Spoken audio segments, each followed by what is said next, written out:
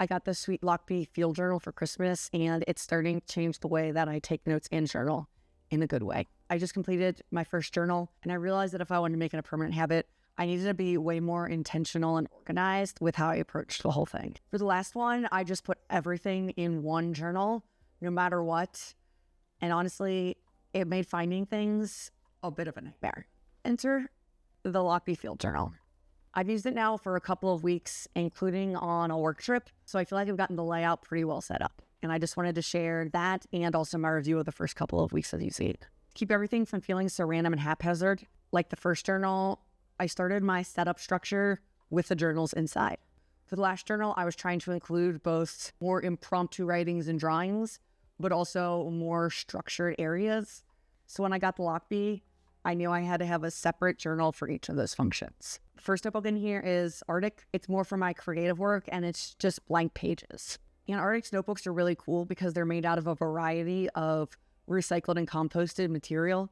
Like this one is made from byproducts from lavender and also some sugarcane, but each notebook is made of different materials. Anyway, the blank pages open up possibility. There's room for free writing, doodling, really anything that I feel compelled to do spur of the moment without necessarily worrying about having to be able to find it or make sense of it later.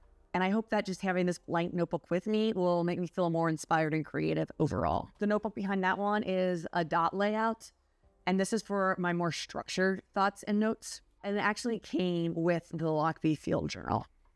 Given the dots layout, this one inherently feels a lot more structured and organized.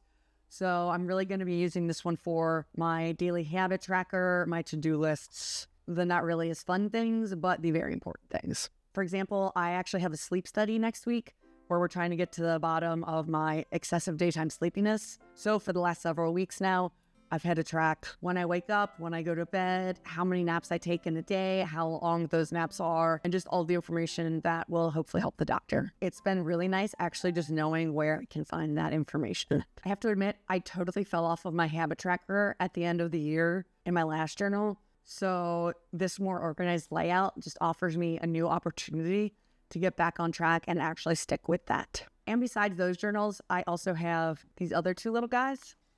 I have this blue one that hangs out in the back exclusively for work notes and to-dos. So needless to say, I got a lot of use out of this one on my work trip this week. This little guy will be for, well, I actually haven't figured that one out yet, but I know at some point I will need it and it's going to be there when I do. Yes, I am a little worried that I may have overcorrected, but that would be pretty on brand. And I'm just seeing this all as an iterative process. So I'm just not going to worry about that right now. The Field Notes Journal also holds a ton of pens. So of course I had to put my favorite pen from CW&T in here, the pen type C. Little quick fun tangent. I actually wrote about this pen for an old job without ever having used a pen or touched it. But I kept thinking about it so much that a few months later, I actually had to pull the trigger and buy it. And this was not a cheap pen. This was easily the most money I had ever spent on a pen. And it was absolutely worth it. This thing is so well made. I loved it. I thought I would have it forever. Except I had not counted on losing it, which maybe I should have. I looked for, honestly, a month or two trying to find this thing. But no, poof, gone. It had disappeared somewhere in my apartment, which I am aware seems to be a thing. And I'm still figuring out what to do about that. But I love this pen so much that I bought it again, actually. This past fall, I bought the upgraded version of it. And with inflation, it is, again, the most money I have ever spent on a pen. But honestly, worth every penny. And then in addition to the pens, I also have some odds and ends of things that maybe I might need just to make sure I'm prepared. And I still have a few open spots in here, but I'm not looking to unnecessarily add things that I won't need just for the fact. So I'm just leaving those spaces open for when something feels right to add. So my thoughts on the Lochby Field Journal a couple weeks after using it, including on a work trip, and I have to say, I'm impressed. It's just so nice to be able to grab this little thing when I'm off to trivia or a coffee shop or just anywhere and know that everything that I need is in it. And honestly, I'm also a sucker for wax canvas, so this thing just really fits my style. I've had a wax canvas bag from Sturdy Brothers for 5 or 6 years, so this is kind of just like the perfect complement to that. And just the overall construction from the stitches to the hook just feel really well crafted. Currently, my only complaint is probably how quickly it got covered in debris.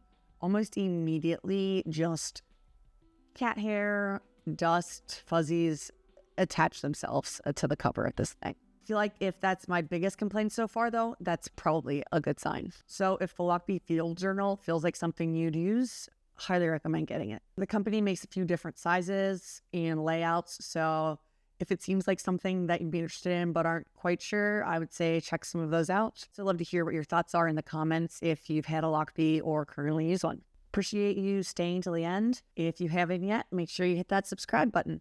This Lochby is definitely going to be one of my EDCs when I ever have my backpack. If you're curious what my more minimalist everyday carries are, check out this video.